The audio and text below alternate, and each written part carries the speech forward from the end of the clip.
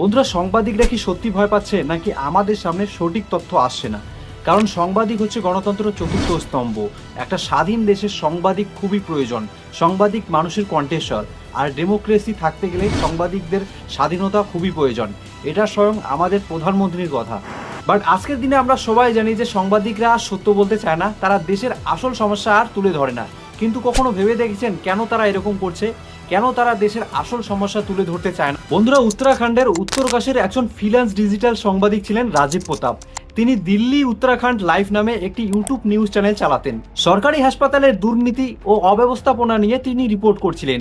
এরপর 18 সেপ্টেম্বর 2025 সালে তিনি হঠাৎ নিখোঁজ হয়ে যান। 19 সেপ্টেম্বর উত্তরাখণ্ডের গঙ্গেরি এলাকার কাছে ভাগীরথী নদী থেকে তার গাড়ি উদ্ধার করা হয়।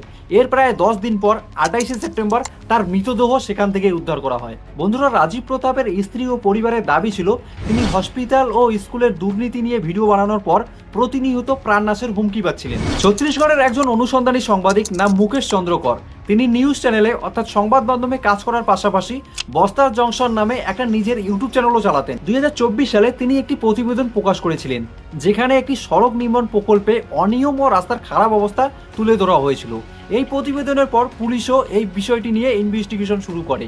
এরপর 1 জানুয়ারি 2025 সালে তাকে শেষবারের মতো দেখা যায়, অর্থাৎ তিনিও নিখোঁজ হয়ে যান। পরের দিন তার পরিবারের পক্ষ থেকে একটি নিখোঁজ ডায়েরি করা হয় এবং তদন্তের ভিত্তিতে একটি সেপটিক ট্যাঙ্কের ভিতর থেকে তার মৃতদেহ পাওয়া যায়। আর এরকম ঘটনা এক দুটো নয়, আরএসএফ এর তথ্য অনুযায়ী গত 10 বছরে 28টিরও বেশি এরকম ঘটনা ঘটেছে, যেখানে কোনো ব্যক্তিকে নিখোঁজ করে দেওয়া হয়েছে অথবা মেরে ফেলা হয়েছে।